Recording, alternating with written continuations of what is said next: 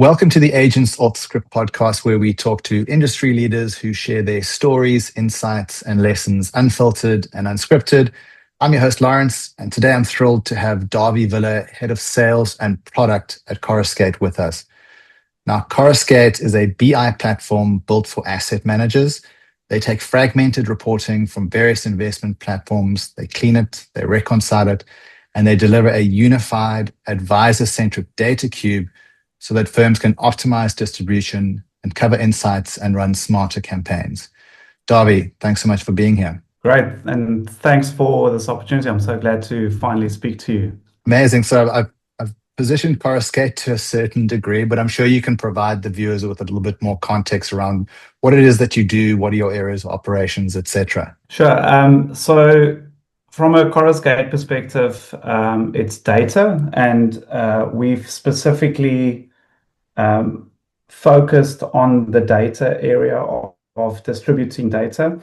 As soon as you start distributing data, people will jump onto it and ask for immediately, can we wrap some CRM around it? Can we use this differently? But we've strategically stayed to our truth is data and the quality of data, which has helped us a lot in the long term, because in the early days, there wasn't a lot of CRMs and people were requesting that a lot from us. We stayed to the data, and today we're seeing a lot of players that's moved into the market, like your Salesforce, your Dynamic 365, and we would have just never competed with them on a CRM level. So that's now worked nicely, segued into our strengths, which is plugging in data and making sure that that data accuracy is 100% correct.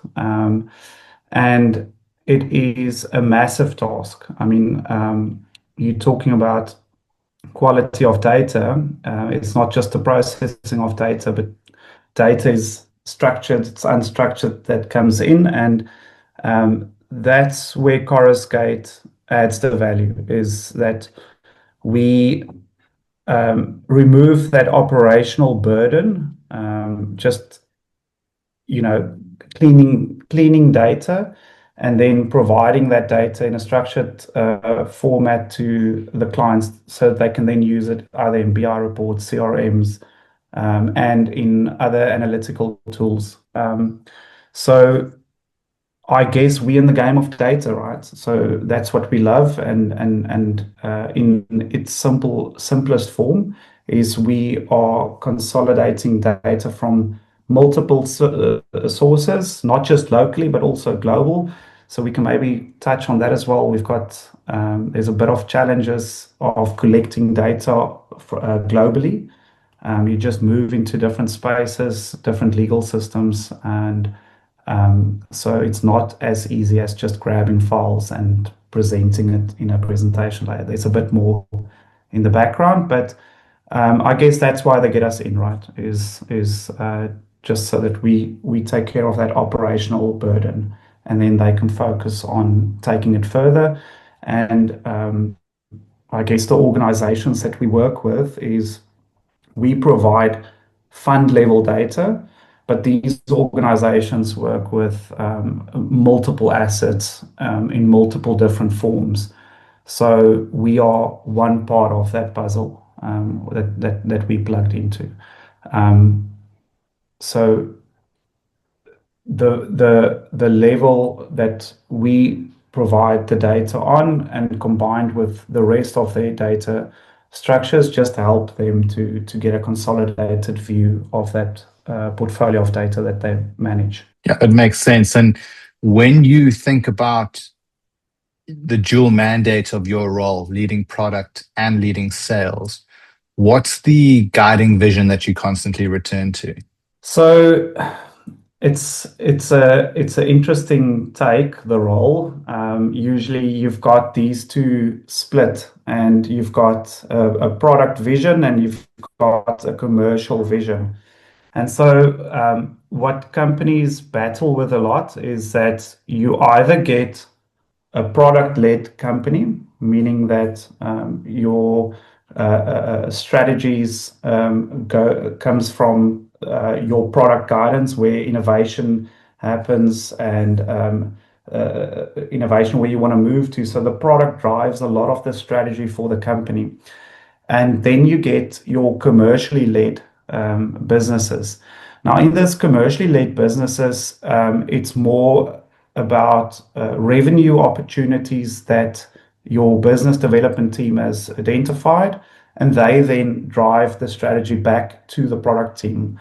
Now, these two forces collide every time. There's huge debates. In most cases, it's product led. They just find that there's a lot more innovation that comes through, and automatically it filters through value to the customer in that way. So at Iris, we have combined the role, and I was a bit unsure when we moved into this, but it's been a great success so far. It's dealing with the clients when selling the product. You're getting so much feedback out of those initial demos that you do, or just the interactions about the market research and stuff. So that enables me to directly relay it back to my product team, and it just bridges that gap. The other gap is that as you go and sell software, you kind of sell everything that you don't have, because the product team will sort it out. Like, you're talking about AI, like you can get very creative nowadays with your sales pitch. We can do anything and everything. And then you kind of half sign the deal, you get back to the office, and now you need to convince your product team that we can do it. It is easy, even though you've got not a lot of technical knowledge, and you're trying to relay that message and get a team behind you. So that has helped a lot, because I've got the two portfolios. I'm close to what is really possible, how much budget we've got there, and I know exactly where the market is driving us to. So staying close to the customers and staying close to where the market is moving to has been amazing. And then also, what's also great is that if you land the features and you go back to the client, it's nice to hear the feedback when it's good, that it's worked. So there's just it just removes a lot of unnecessary friction, I think. I mean, I couldn't help but smile when you spoke about the conflict between product and sales.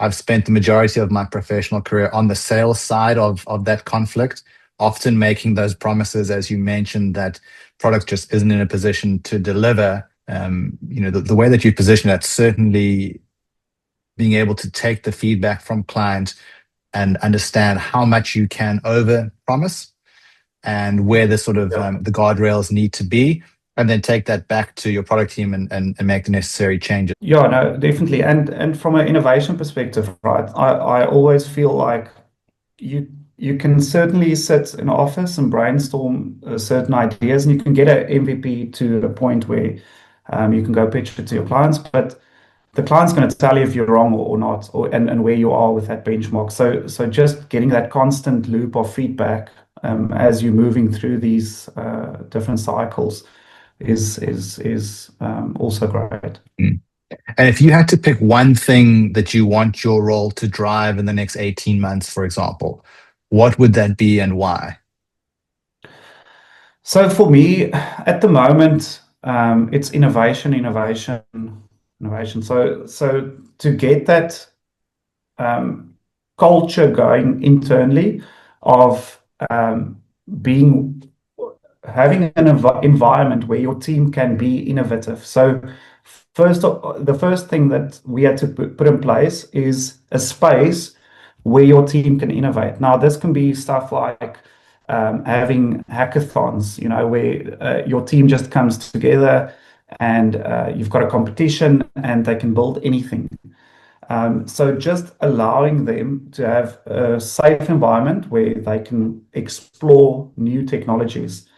So the drive for us for that is that we are under massive pressure because we are one of the players for providing software, but it is also a scary environment at the moment because there's a lot of opportunities for people to create software. And so the next startup can happen tomorrow. The software build process is so quick at the moment that people can take an idea to market very, very quickly. And so for us to stay innovative, but to stay to our core is very important for us at the moment. What would you say is a strategic shift or an innovation that you've initiated within Coruscate that you believe has outsized impact? So a big shift for us was we used to, because we're working with very sensitive data. Back in the day, what you had available in terms of hosting environments was either not up to scratch or it wasn't giving the large organizations what they were looking for. So what we did was we hosted everything on-prem. So we hosted all our software on each of the premises at the banks, and that would give them a sense that they're in control of it. They know where their data is sitting, and it's secure. In the last couple of, last couple of months, in the last year, we've moved all our clients onto our Coruscate cloud platform. And the first thing we had to get in place was security and all the certificates that goes with it. So it's not just that, you can host the software. You need to prove that you're eligible of taking care of their data.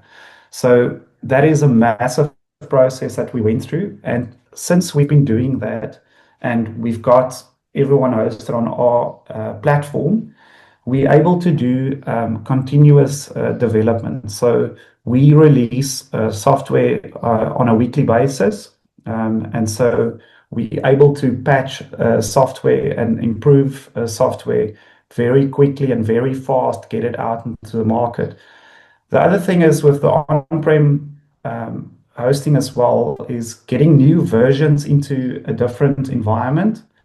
There's heaps of processes that you need to work through. So being able to manage the feature rollouts and just get on top of stuff immediately.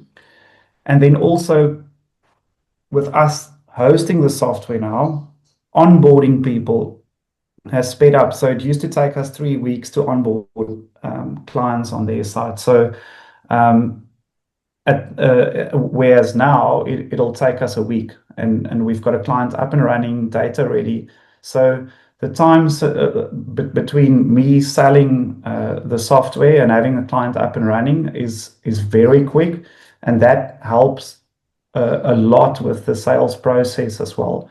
If you're able to say to someone, it's not a painful onboarding process, that has worked in our favor a lot, because you can imagine if, and I've had it in the past where you do the whole pitch and you show the amazing software that you've got and the features and the value that you can add, and they want to sign up. So when are we getting the software and when can we get started?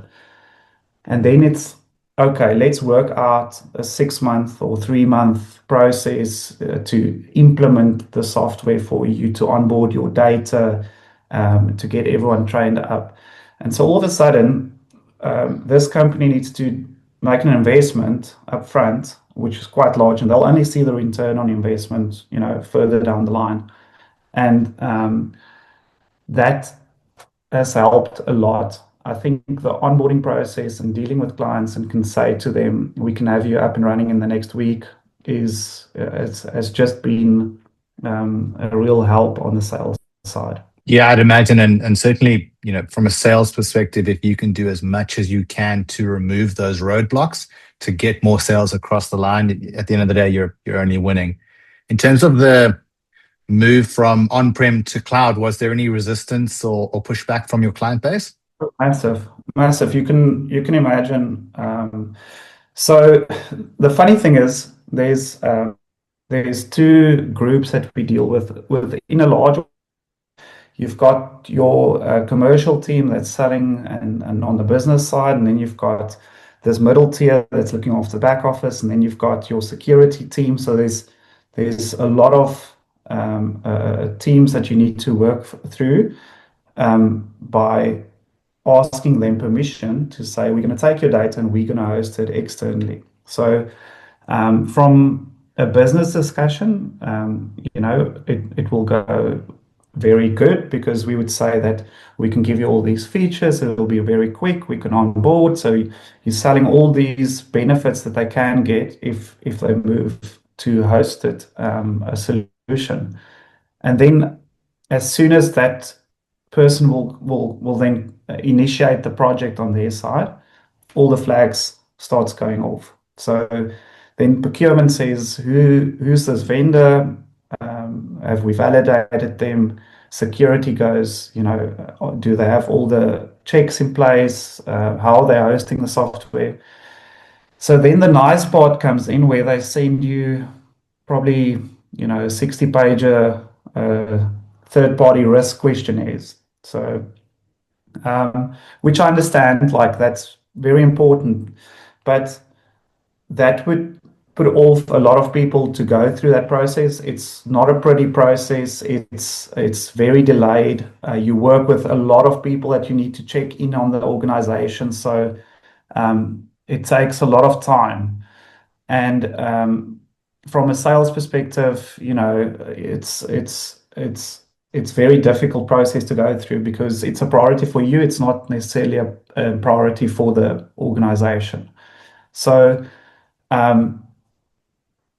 what is good through that process is because it challenges your processes within your company. So those risk questionnaires that you get, and is a lot of them is also sense checking your business. Do you have these processes in place? Have you thought about how's people accessing your office? Do you have a clean desk policies? Like all those stuff that you wouldn't have known if you just sat outside of this. So I would say it's been beneficial for us as well, just going through it. But yeah, a lot of pushback, or not pushback, but they do make 100% sure that you are what you say you are, and you can host this data. Yeah, that makes sense. And I'm sure as you said, the learnings that you would have taken away from that process. And if we could dive into the sort of operational backbone at the company, are there any internal systems or processes that you've built or put in place that have yielded some really interesting upsides for you? So it's not new at all, but made a lot of difference is Jira. It's Jira or Jira, or it's got a lot of names, but it's through Atlassian. It's an Australian company. They've been around for ages, so I've always used them. But when I joined this firm, this wasn't in place. They were using other tools. And so with Jira, it's so nice because the package grows for your team size. So I think it's free for under 10 users. And then as your team grows, the package grows as well. But through Jira, what's happened is, so Jira, just for people that might not know it, it's primarily used in the past for developers. So you would use your Kanbans and you would raise your tickets, your dev items.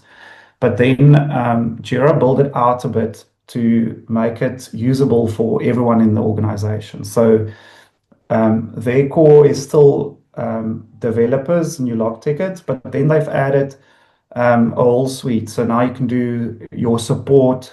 So all of a sudden, our support with our clients is much more engaging.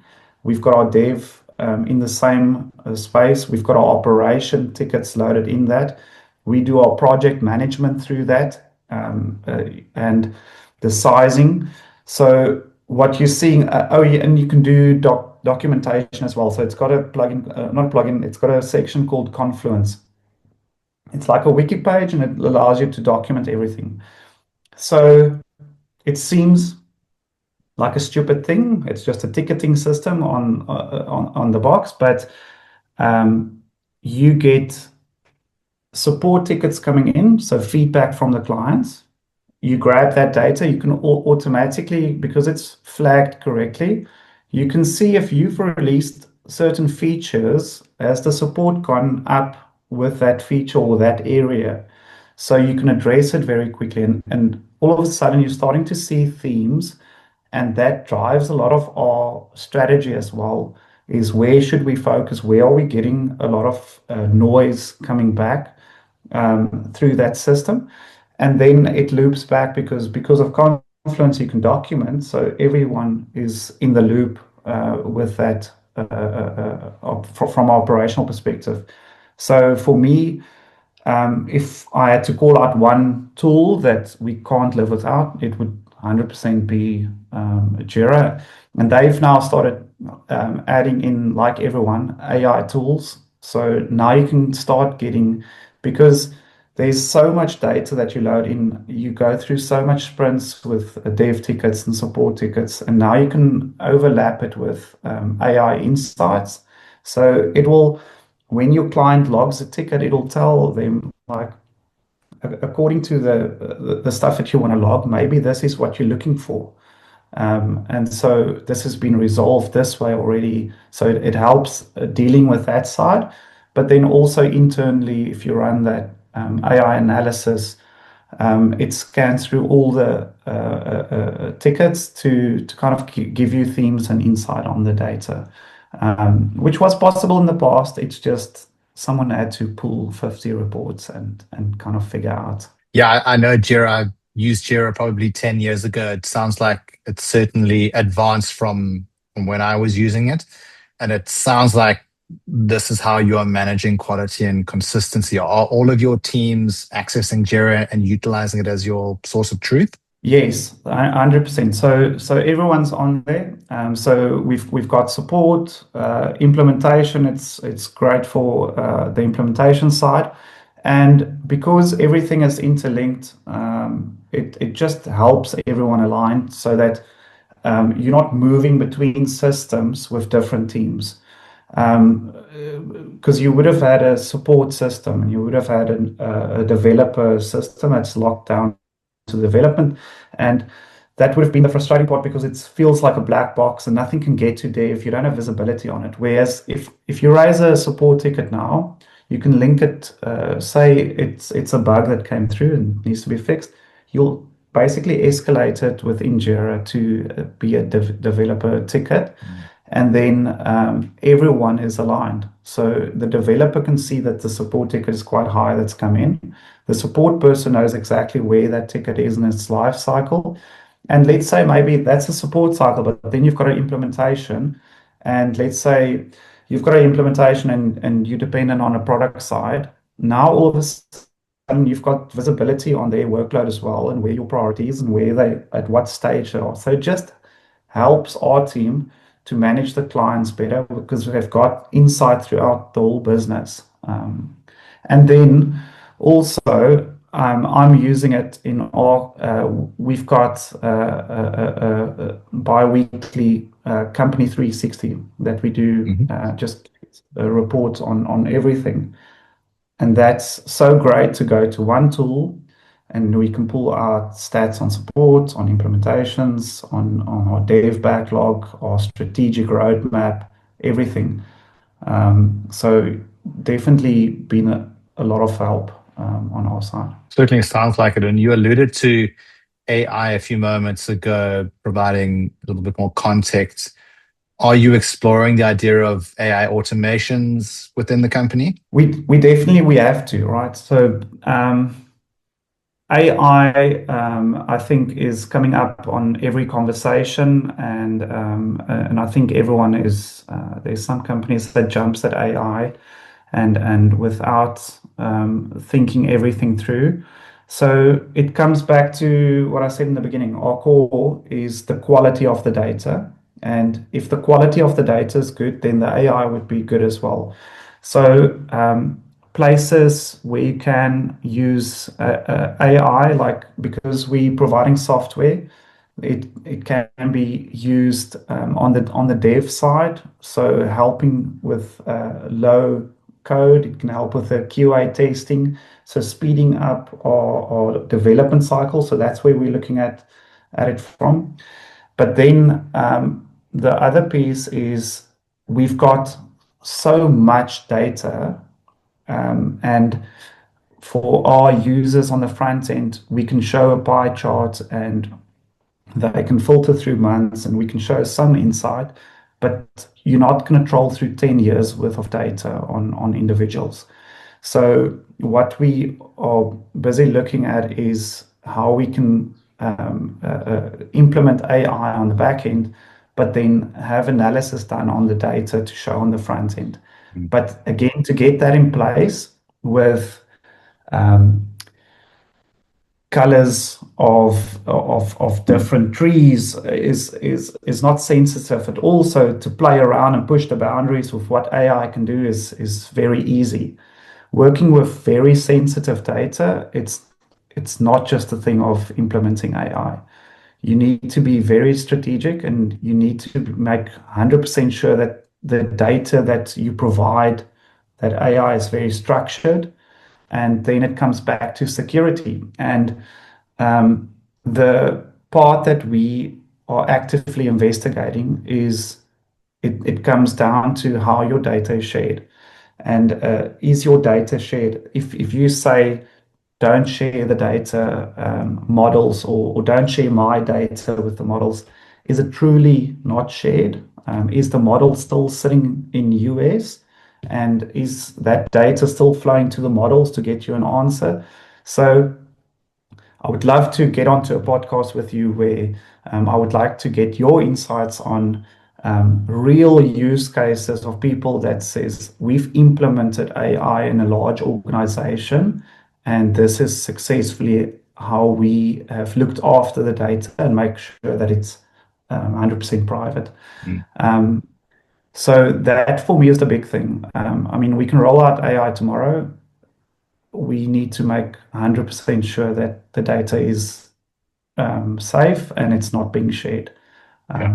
which is a top point for our clients. Yeah, and I'd happily jump on that podcast with you. Perhaps it's round two that can be the topic of conversation. So okay, so Dawie, so if you say that Jira is the sort of internal system or initiative that's the shining light, are there any current internal systems or processes that causing constant friction or constant headaches for you that you feel needs some work?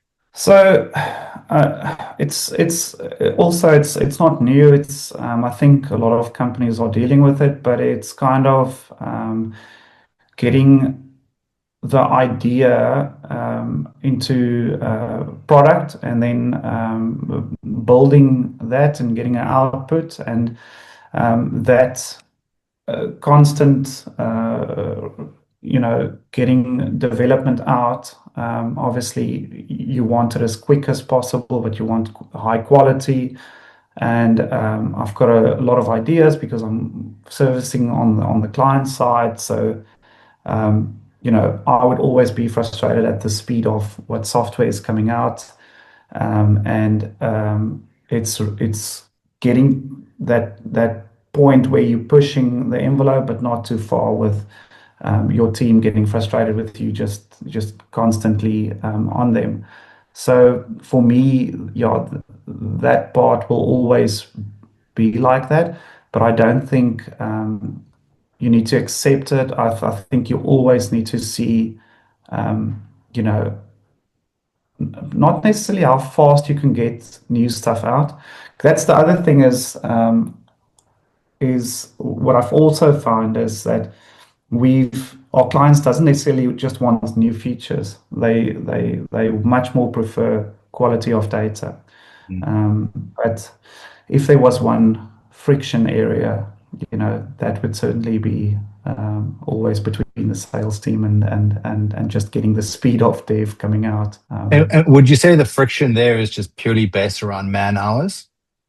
You just don't have enough time in the day? So a combination. So it's man hours and it's expensive, right? So building stuff is just really expensive, and I don't think everyone appreciates that software is costs a lot of money. So um, the it's building the right things as well, and concentrating on the right areas, and where there's complex areas that you work through. It's going to be it's part of the game, right? So if you are trying to be pioneers in a new area, or then you are going to get points of failure, and you're going to need to work through it as a team. But then that's good because we keep on challenging each other from a technical perspective, and then what is possible and where we can go to. It's definitely we've always come out better, and so hopefully we don't get to a point where we break each other. But it's always been like always been positive by challenging each other, and we always work on an open basis. So I would always try and see how far we can push this, and they would always bring it back and manage that. But it's good. You need to have that. Like if we are going to get comfortable with this is the way we do stuff, and just accepting that it's slow because it's slow, then it's going to stay that way. So I mean, that's part of my role, right? Is to kind of see how far can we go.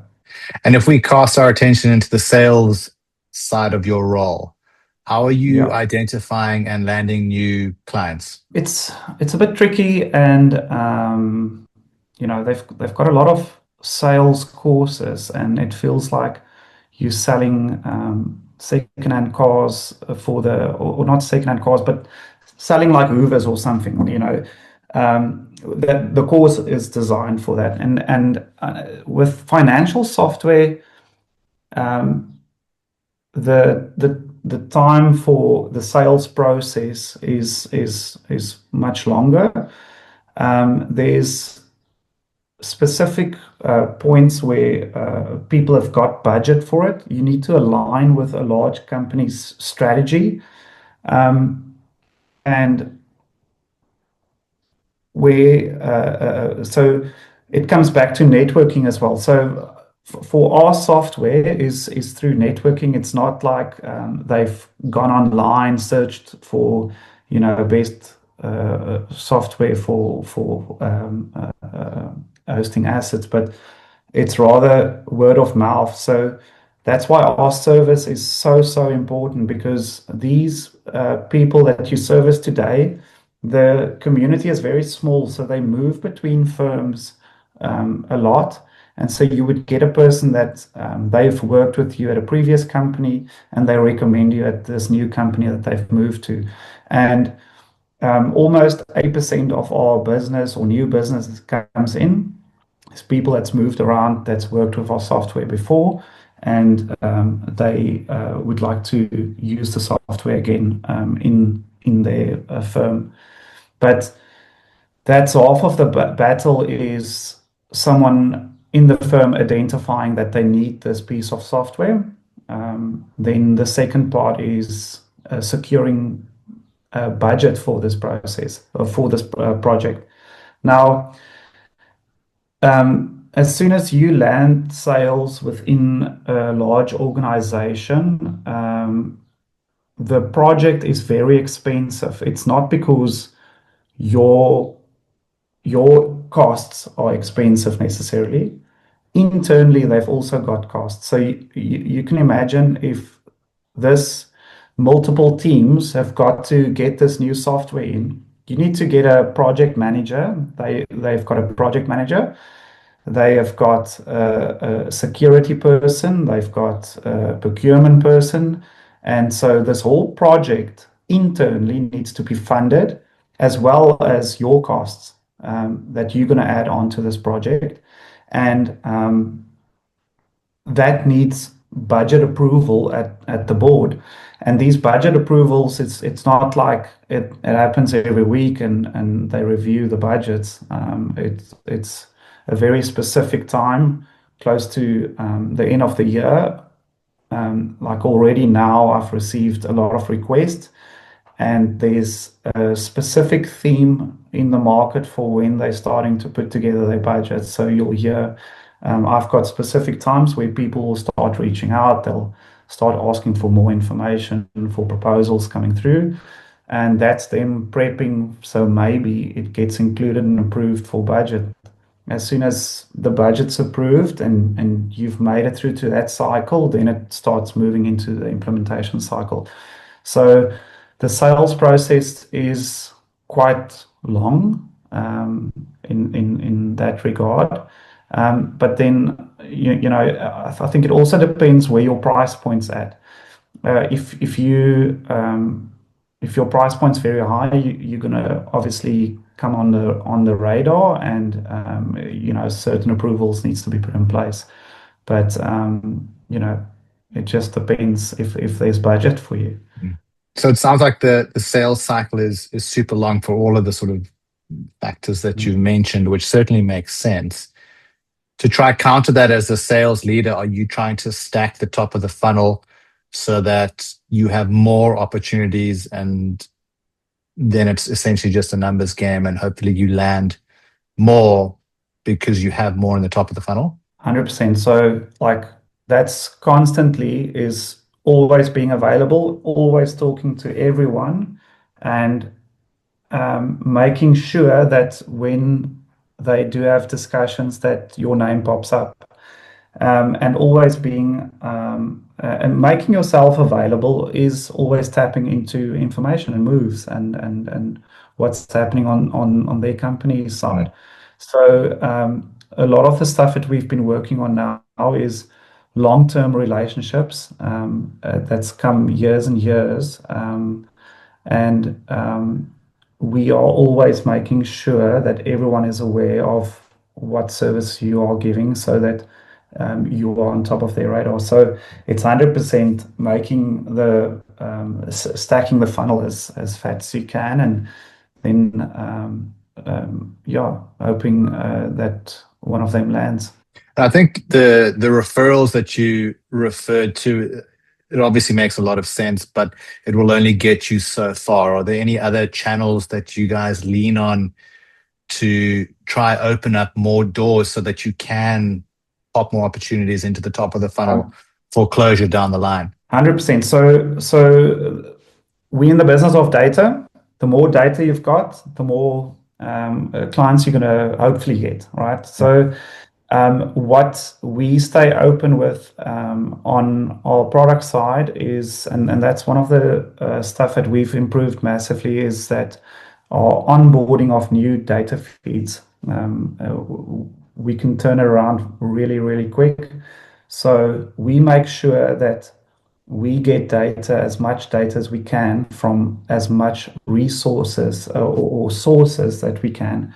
And this is specifically globally, and specifically in the areas where people don't like working with that data. It's not consistent. There's not a lot to go on. And all of those sources, we are trying to get as much as possible on that.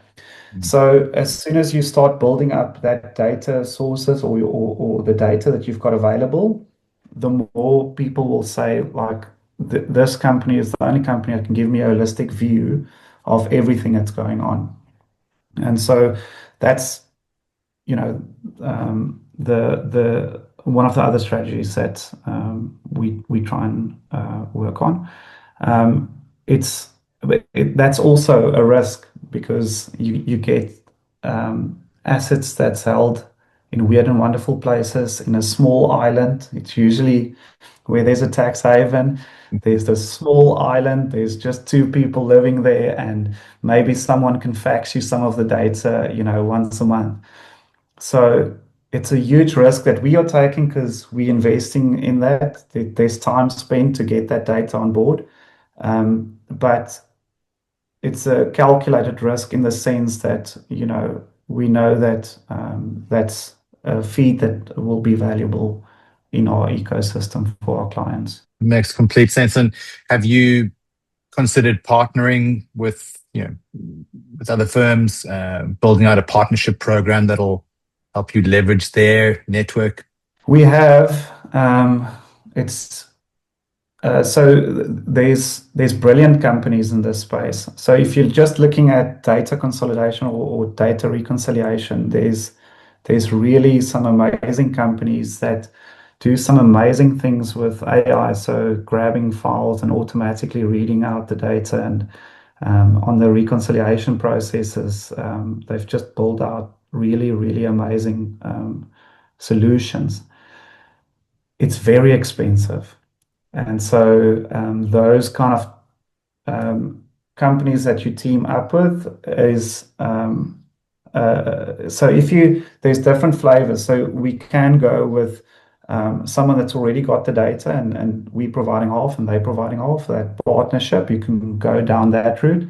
The one that I'm specifically talking about is where there's a software provider already has got the tools to consolidate any data and stuff like that. They just seem to be really expensive, charging per transaction, per files that you load. So we've seen that that's very expensive. And then in terms of partnerships, the partnerships that we are trying to build up, because we're getting data from, they call it list platforms, which is equivalent of a fund marketplace, essentially.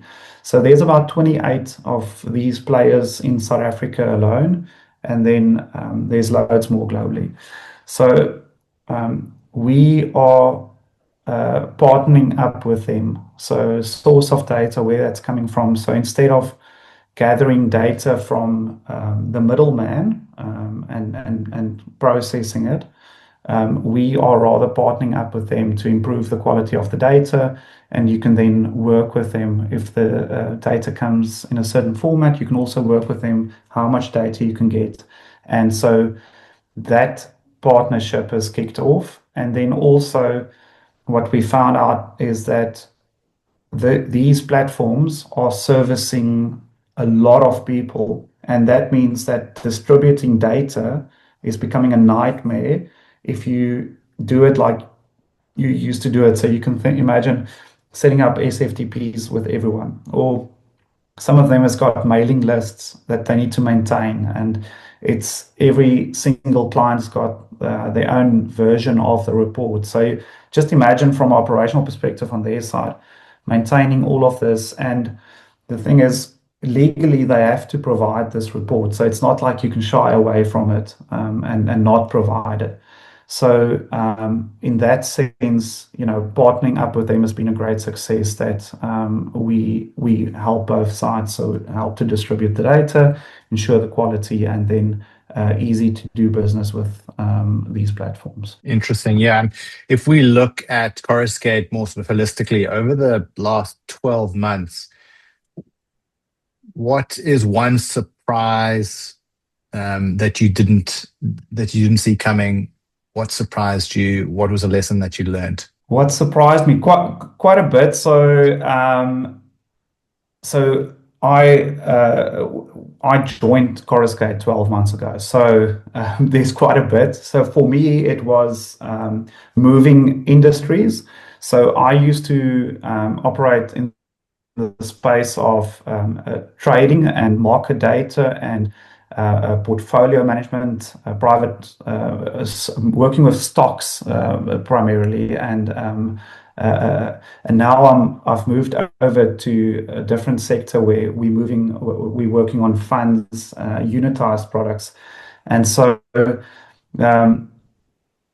the shock to me was that we are all in the financial industry and we know about each other, but it's like two completely separate worlds, stocks versus the fund or the unitized world. And for me, what was amazing is when I moved over to Coruscate, it's like a whole new world, new lingo, how they talk to each other, how they interact. And it was an eye opener because servicing this side of the market, and I was also selling to everyone in the market, but I never realized I was getting the lingo wrong, and the way that they operate in their space. I thought I knew exactly how they fit together, but it was a eye opener how large it is, and just how deep this rabbit hole goes. It's so that for me was a complete eye opener. And then in the sense with Coruscate over the last 12 months is just that, like I said, everyone wants to jump into AI, but until we don't fix the data quality that's going around, and like you can like it's just never going to happen. I've been amazed that the data quality is really something that we're trying to get up and consistent. I think. And if we continue with the narrative of looking at Coruscate more broadly, what would you say is working very well at the company right now? So one thing that's working very well is the the speed at which we can, if we continue the conversation from previously, like onboarding new clients and making data available. So as soon as we've onboarded new clients, the first conversation that pops up is, this is amazing, the level of data that we can draw down to, but we've got this weird and wonderful product on the side. If we can just plug this in, then we can get a holistic picture of what's going on in our business. So because we've got this process nailed down of onboarding new data sets very, very quickly, that helps amazingly. But that's also half of the picture, because onboarding data and then, starting to scrub that data and cleaning it up and making sure it's consistent. But yeah, that's been the winning part for us, is the speed at which we can onboard new clients is really working well. And then also being able to continuously deliver software. So this process that we've got going now is that we can continuously deliver software much quicker than we were in the past, where the on-prem hosting was just it was slowing us down a lot, and people were getting negative and frustrated with the speed of they raising stuff that they need now, and us being able to move quicker. So yes, that's the part that I feel like really proud is probably the right word, but Yeah. yeah, good. Okay, so if those are the two elements that are working really well, on the flip side of that question, what's a recurring pain or bottleneck within the company that you feel you haven't fully solved just yet? I think the part that we still need to solve, or what's the bottleneck is getting is getting even more scalable on the amount of data that we've got, and keeping quality. So what's happened with us at the moment is that we have gone through a lot of growth, and which is awesome from a sales perspective. So we've gone in and we've really pushed it, and we've onboarded all these clients. But now the second challenge is to keep up with that growth and making sure that the quality of service that you've given to when you had 10 clients is that can you still assure that with growing rapidly? And that's been it's been a pain point for us to grow with this company at the speed that it's growing. And again, I don't think it's unique to us. I think it's something that everyone grapples with. But that's definitely the balancing act that we need to get right is how do we move quick and we onboard and we grow, but how do we keep the client services at the same level and then also internally. So you think like you growing like this, that's employing new people, introducing new staff into that team, and protecting that culture that you had, and then the company is also growing up, right? So it's very quickly. There's it changes a lot internally and externally, and but it's a good train to be on. I'd rather be on keeping up with the growth and keeping up with a shrinking business. Or I think you're absolutely right that it's certainly not a challenge that's unique to you alone. And we've unearthed a third topic here for a third podcast. We could have a full podcast yes, around company culture and how to maintain that as you scale, because it is a real challenge that as soon as you get bigger and you have more more people in the room, more voices, more opinions, it gets really tough to yeah, maintain that small startup company culture, which often drives the company forward in those yeah. early stages. So, well, like I said, there's our topic for the third podcast. Yeah, so and that's part of the thing that scares me the most is that you get this team and you're growing and you're employing more and more people, and but daily you hear of large companies laying off hundreds of people, Mm, and that for me is it's a massive responsibility that you've got on your side to get people in the right areas and not just hire for the sake of hiring and throwing more and more people at it. Luckily, with where we are with technology, there are certain parts that there's low-hanging fruit that you can automate, um, and that's helping. So I think our time for when we are growing rapidly is good. Our timing is good because the tools that you've got available to support you through the growth is good. That you don't necessarily have to hire 10 people and then get rid of them when things are slowing down. Dawie, if we look into the crystal ball into the future, let's say in the next 5 to 10 years, where do you see the wealth analytics space evolving? One thing that these companies are sitting with is data, and they're sitting with a lot of data. Um, and they're not using it to the full capacity. So that's what I'm excited about is I didn't want to do this, but I am excited for AI and for what it could bring them. I think we are going to find some very, very interesting patterns, and I'm looking forward to seeing what the data shows exactly. So, getting sharp on that analysis and starting to utilize all this data that's floating around and just lying and not working for you. So I'm very excited about that. But then also, what I'm excited about is that so um, we lived in the UK for quite a bit, but while I was there, the mentality there for people when they're starting companies is always global. There's no, I think because Europe's so close that you kind of need to cater for that.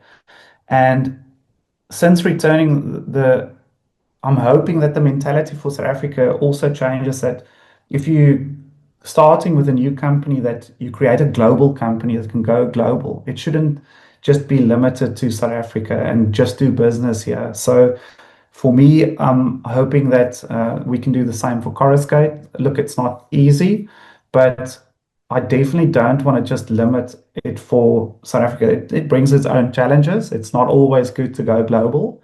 It's good to be local, but that's definitely, some of the amazing stuff that we're building here with very talented South African people.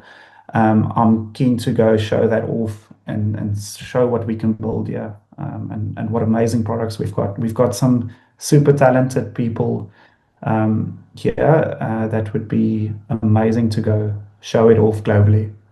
Yeah, amazing. And if our viewers and listeners wanted to connect with you and follow your journey, reach out to you, where would the best place be for them to do that? Definitely on LinkedIn. So on LinkedIn, we've got our Coruscate page, and we'll probably be most up to date with our stuff. It's brand new, so I need to get posting there, and I'll take you on this journey with us. And then I guess our website will give you more information, but definitely if you want to keep up with this journey that we're on, is definitely going to be LinkedIn is where we're going to start posting our journey. Amazing. Well, Dawie, thank you so much for your time. Thank you for joining the podcast. It's certainly been a fascinating conversation. Be keeping a close eye on you and the company and your trajectory. And look forward to podcast 2 and 3 down the line with you. We've already landed the talking points. So yeah, look forward to further engagements. Amazing. And thanks again for having me. And it's been awesome to talk to you. And I think there's so much to discuss. I would definitely like to continue this, and there's just so much to cover. And but I think the key point here is that we all keep on talking, and don't hold knowledge close to, and share as much as you can so that we can learn off each other. Thanks for joining us. Cheers. Cheers.